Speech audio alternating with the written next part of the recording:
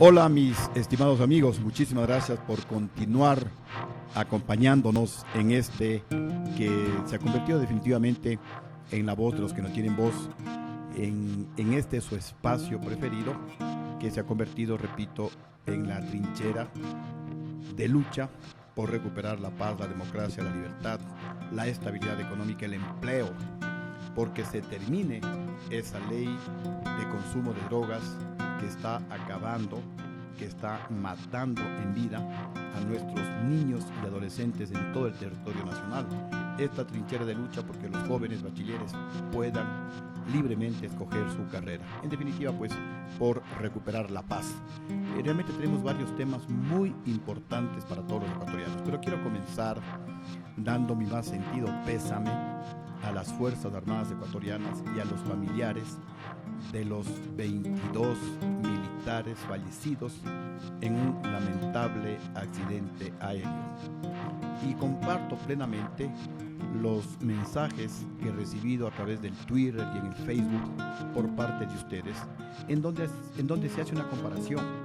Mientras el presidente de la República tiene como 3 aviones que le cuestan al pueblo ecuatoriano más de 100 millones de dólares, mientras el presidente de la República tiene pues a su disposición esos aviones para trasladarse con todas las seguridades, los militares disponen de aviones que han sido calificados de chatarras. Alguien decía son tumbas voladoras, porque por ejemplo este avión que se cayó tiene cerca de 50 años de haber sido fabricado. Entonces el presidente que tanto habla de equidad, que tanto habla de igualdad en las Fuerzas Armadas, yo quiero pues reflexionar con ustedes si realmente el presidente de la República está cumpliendo, si está dando ejemplo de lo que él dice que debería hacerse en las Fuerzas Armadas ecuatorianas. En las Fuerzas Armadas ecuatorianas siempre ha habido respeto, ha habido equidad, ha habido igualdad. Lo que no entiende el presidente de la República y el ministro de Defensa es que la jerarquía es diferente a desigualdad. Todos los ejércitos del mundo se basan en la disciplina, se basan en la jerarquía. Unas Fuerzas Armadas sin disciplina, sin jerarquía, obviamente no van a ningún lado. Pero volviendo al tema de los aviones, el presidente, insisto, habla de equidad. Mientras el presidente tiene 3 aviones nuevitos que le cuestan, como ya lo mencioné, más de 100 millones de dólares al pueblo ecuatoriano, los militares se están movilizando en aviones sumamente viejos, de los años 70, de los años 80, que son un gravísimo riesgo. Y ecuatorianos, los soldados están dando seguridad nacional para que el país pueda trabajar en paz, para que el propio presidente se pueda movilizar y hacer campaña permanente como la realiza por el país y también en el exterior. Entonces, creo que aprovechando este lamentable accidente, aprovechando positivamente, debemos, y les invito a que reflexionemos, y ojalá pues el gobierno nacional también lo haga y dé el apoyo operativo, logístico que requieren las Fuerzas Armadas ecuatorianas para que puedan cumplir adecuadamente sus misiones. Los soldados de fuerzas especiales escribieron páginas brillantes en la guerra del Cenepa en el año de 1995, que con esa victoria brillante que realmente nos cubrió de honor y gloria a todos los ecuatorianos, se selló el diferendo territorial que teníamos con nuestro vecino del sur. Y esas Fuerzas Armadas ecuatorianas victoriosas no pueden ser tratadas como lo está haciendo el presidente de la República. Y sobre todo, ojalá termine esa actitud del presidente de la República de querer dividir a las victoriosas Fuerzas Armadas, de querer confrontar a la tropa de las Fuerzas Armadas con la oficialidad. Eso sí es traición a la patria.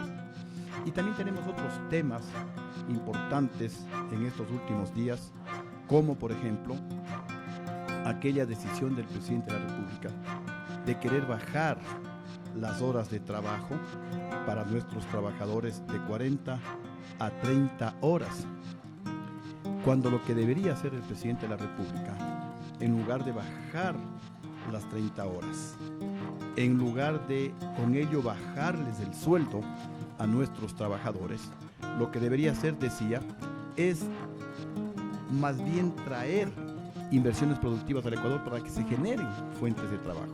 Lo que el pueblo ecuatoriano quiere es trabajo, y el presidente de la República, con su actitud y con sus decisiones totalmente equivocadas, cada vez está generando más incertidumbre y más desempleo en el Ecuador. Porque, como ustedes mismos lo dicen a través de los mensajes que me envían, el hecho de bajar las 30 horas de trabajo significa bajar el sueldo a los trabajadores, y esto va en beneficio de los grandes empresarios. Con esta ley está favoreciendo a los ricos y se está yendo en contra del pueblo, en contra de los pobres, en contra de los trabajadores. Porque si le rebajan el sueldo, al rebajarle las horas de trabajo, no va a rebajarle el presidente con decretos el gasto que va a realizar ese trabajador en comida para él y para su familia. No se van a reducir los gastos en medicinas, no se van a reducir los gastos en alimentación.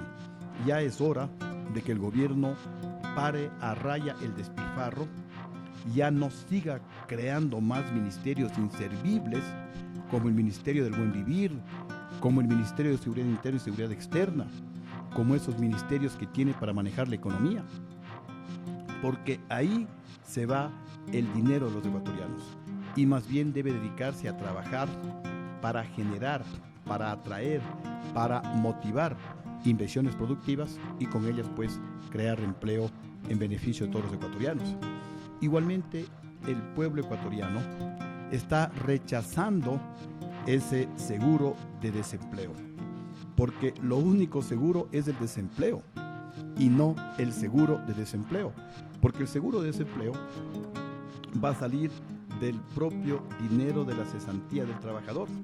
Entonces, ¿en dónde está el beneficio para la persona que por cualquier motivo pierde su trabajo y entra pues a engrosar ese inmenso ejército de desempleados que actualmente tenemos en el Ecuador? Por todo esto, nuevamente pues insistimos, este gobierno debe ponerse a trabajar. Este gobierno debe dejarse de seguir en campaña permanente. Este gobierno está de salida, pero por lo menos en este último año debería, repito, dedicarse a trabajar y solucionar los gravísimos problemas que nos está dejando en herencia a los ecuatorianos. Prepare un ambiente favorable para inversiones productivas. Más bien genere leyes que den certezas a los inversionistas. Prepare un escenario con reglas de juego claras y a largo plazo. Porque si es que no se le da certeza, si es que no se le da seguridad al inversionista, nadie va a invertir en el Ecuador. Y en la actualidad, no solamente por el despilfarro, por las leyes totalmente equivocadas del gobierno, por la cantidad de impuestos con los cuales nos castigan los ecuatorianos e incrementa el precio de los productos, con todo eso pues se están ahuyentando las inversiones productivas del Ecuador, y todos sabemos, si no hay inversiones, no va a haber trabajo. Si no hay trabajo, aumenta la pobreza. Si aumenta la pobreza, aumenta la delincuencia en el Ecuador. Y un país con una delincuencia totalmente elevada se puede convertir en un país inviable, y no queremos pues que el Ecuador entre en ese escenario. Estamos prácticamente en los límites, al borde de ser un país inviable para la inversión por los altos niveles de inseguridad ciudadana. Otro tema también que ha sido muy polémico es sobre el de la maternidad. En la actualidad, las madres tienen 3 meses de licencia con sueldo para poder atender a sus niños. Y pues se ha presentado un proyecto de ley por parte del gobierno para incrementar a 12 meses esa licencia, pero sin sueldo. A tal punto que ustedes me han escrito muchos mensajes y en realidad causa hasta risa la torpeza de este gobierno. Porque si no tiene sueldo el papá, no tiene sueldo la mamá, los niños están diciendo, bueno, ahora nos va a tocar trabajar a nosotros, es decir, al bebé le va a tocar trabajar porque alguien tiene que trabajar. Porque cuando viene una nueva boca a la familia, eso significa más gastos. Y el gobierno le quiere dejar sin sueldo a la madre, es decir, a esa familia. Una vez más se demuestra pues que el gobierno no tiene creatividad, que el gobierno no tiene iniciativa, que el gobierno siempre hace lo más fácil. Y lo más fácil es irse en contra del bolsillo de los ecuatorianos. ¿Qué es lo que debería hacer el gobierno? Por ejemplo, crear guarderías. Las grandes empresas privadas pueden crear guarderías para que las madres de familia, en un ejemplo, a las 7 de la mañana, lo dejan en la guardería, entran a trabajar a las 8 de la mañana, al mediodía tienen la hora para el almuerzo, pueden almorzar con sus niños, con sus bebés, luego lo dejan en la guardería para completar su jornada de trabajo en la tarde y al final de la tarde pues pasan recogiéndole a su bebé. Las grandes empresas, digo, pueden crear guarderías muy cerca del lugar de trabajo, con lo cual no solamente pues que se les da facilidades y las madres van a estar cerca de sus niños, sino que también estamos creando emprendimientos por un lado y también generando empleo, que eso es lo que quiere el pueblo ecuatoriano. Definitivamente pues, como lo decíamos hace un momento, este gobierno no tiene ideas, este gobierno siempre hace lo más fácil, le falta dinero y lo primero que se le ocurre es impuestos en contra del pueblo ecuatoriano, lo primero que se le ocurre es endeudarse irresponsablemente con la China, con los mismos Estados Unidos, y lo primero que se le ocurre cuando le falta dinero para seguir despilfarrando es meter la mano al bolsillo de las instituciones ecuatorianas. Le metió la mano al IES, con lo cual miles y miles de personas que han trabajado más de 30 años no se pueden jubilar. Y algunas que se jubilaron hace alrededor de 2 años atrás tienen bonos, papeles, que nadie los puede cambiar, que nadie los quiere hacer líquidos a esos bonos. Le metió la mano al fondo de los maestros, fondos privados, fondos particulares. Le metió la mano a las utilidades de los trabajadores de las operadoras telefónicas. Y no contento con todo eso, le metió la mano al ISPA, al Instituto Ecuatoriano de Seguridad Social de las Fuerzas Armadas. Le arrebató de manera totalmente ilegal, abusiva, 41 millones de dólares. Y a propósito del ISPA, según las autoridades, le debe alrededor de 330 millones de dólares. Las autoridades del ISPA han mencionado que han suspendido los préstamos quirografarios por falta de liquidez. Y si el gobierno no le paga alrededor de 120 millones de dólares, posiblemente no van a poder cubrir los sueldos, los salarios, las pensiones en el mes de marzo. Miren a qué descalabro económico estamos llegando por la irresponsabilidad, por la incapacidad de administrar el Estado ecuatoriano por parte de este gobierno de la revolución chavista del siglo XXI. Porque no solamente le debe al ISPA, le debe a Solca, y es dinero de Solca, no es dinero del gobierno. El gobierno simplemente recaudó ese dinero que le corresponde por ley, por derecho a Solca.